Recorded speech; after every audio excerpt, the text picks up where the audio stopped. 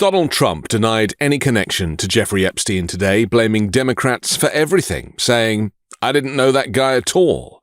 When asked if he would sign the release of the Epstein Files into law, again he tried to deflect, falsely claiming it distracts from his successes on affordability, adding that it would never be enough for everybody, calling the entire matter one gigantic hoax. We have nothing to do with Epstein, the Democrats do. All of his friends were Democrats. You look at this Reid Hoffman, you look at Larry Summers, Bill Clinton, they went to his island all the time, many others, all Democrats. We've done a great job, and I hate to see that deflect from the great job we've done. So I'm all for it. You know, we've already given 50,000 pages, you do know that. Unfortunately, like with the Kennedy situation, with the Martin Luther King situation, not to put Jeffrey Epstein in the same category, but no matter what we give, it's never enough. You know, with Kennedy, we gave everything and it wasn't enough. With Martin Luther King, we gave everything and it's never enough. We've already given, I believe the number is 50,000 pages. 50,000 pages. And it's just a Russia hoax as it pertains to the Republicans. Now, I believe that some of the people that we mentioned are being looked at very seriously for their relationship to Jeffrey Epstein, but they were with him all the time. I wasn't at all. The political drama surrounding the potential release of files related to convicted sex offender Jeffrey Epstein reached a fever pitch this week, culminating in a dramatic reversal by Donald Trump. After months of resistance from the White House and its allies in Congress, Trump abruptly announced his support for a House vote to compel the Department of Justice to release a comprehensive tranche of Epstein-related documents. This unexpected shift, driven by internal party pressure and an impending legislative maneuver, avoids a potentially embarrassing public split within the Republican Party and reframes the ongoing controversy. The catalyst for this political showdown was the Epstein Files Transparency Act, a bipartisan bill spearheaded by Representatives Thomas Massie and Ro Khanna. The proposed legislation aims to mandate the DOJ to publicly disclose all unclassified records, communications, and investigative materials in its possession concerning Epstein and his co-conspirator Ghislaine Maxwell. While the bill includes limited exemptions to protect the personally identifiable information of victims and genuinely classified materials, its core purpose is to force maximum transparency on a case that has long fueled conspiracy theories and public outrage. For weeks, this transparency effort was blocked by the House Republican leadership, forcing Massie and Khanna to resort to a rarely successful legislative tool, the discharge petition. Under House rules, if a simple majority of members, 218 signatures in the 435-member chamber, sign such a petition, it forces a measure to the House floor for a vote, bypassing the leadership's control. The effort achieved its magic number last week with the 218th signature secured by Representative Adelita Grijalva shortly after she was sworn into office.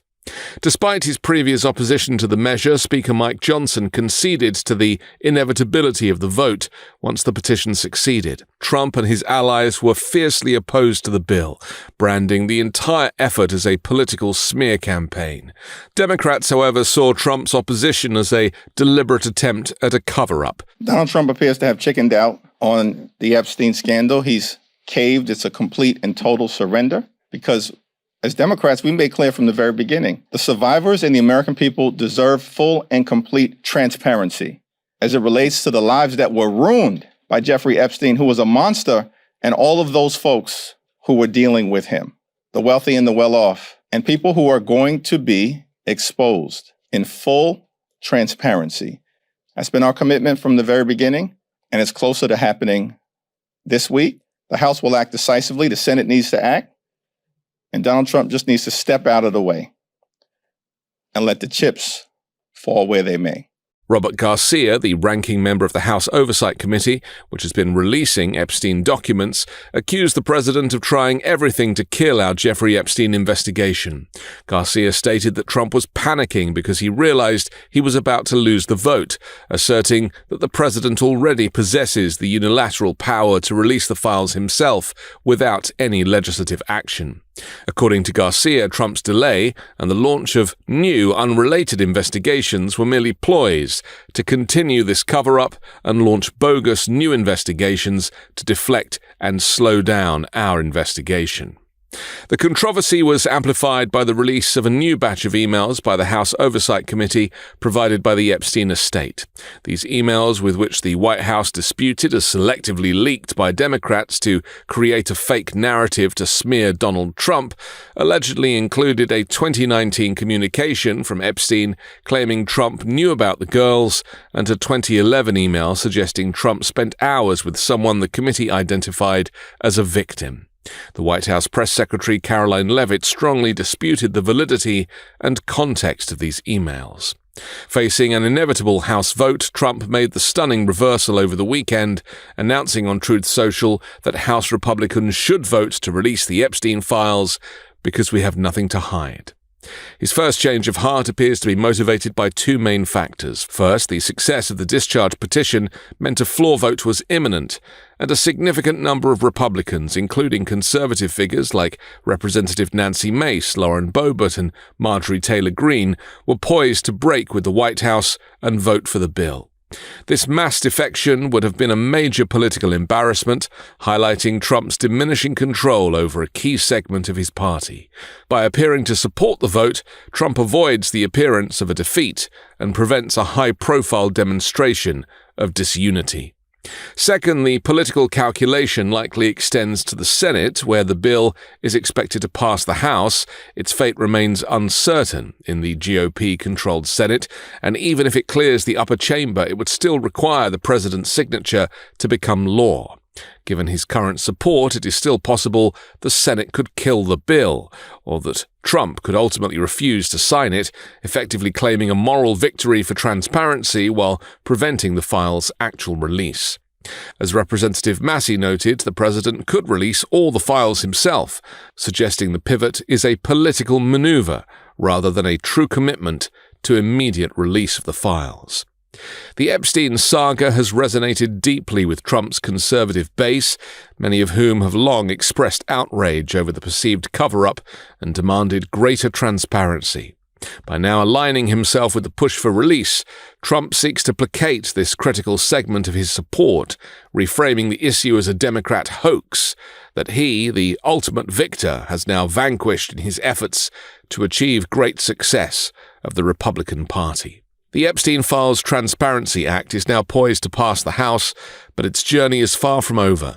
It must still successfully navigate the Senate and ultimately be signed into law by the president. I don't care about it, released or not. What I think you should do, if you're going to do it, then you have to go into Epstein's friends. This Reid Hoffman spent a lot of time on the island. I was never on his island. I know nothing about her. Want to release the files, all the files. Well, they can have whatever they want. They already do. I think they have 50,000 pages already. Look, this is a Democrat hoax. This is a hoax put out by the Democrat, and a few Republicans have gone along with it because they're weak and ineffective. Regardless of the outcome, the intense, weeks-long legislative fight and the president's 11th-hour pivot underscore the political volatility of the Epstein case and the growing bipartisan demand for full public disclosure regarding the sex offenders network and the circumstances of his crimes. The focus now shifts to the Senate and to the question of whether this sudden commitment to transparency will hold as the bill progresses towards the president's desk.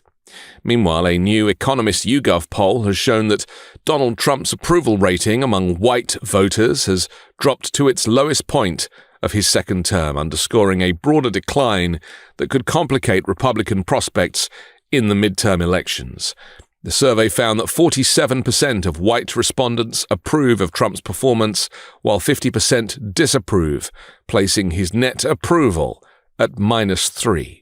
A figure that marks a significant shift for a voter group that has long been a crucial part of Trump's white supremacist supporter base.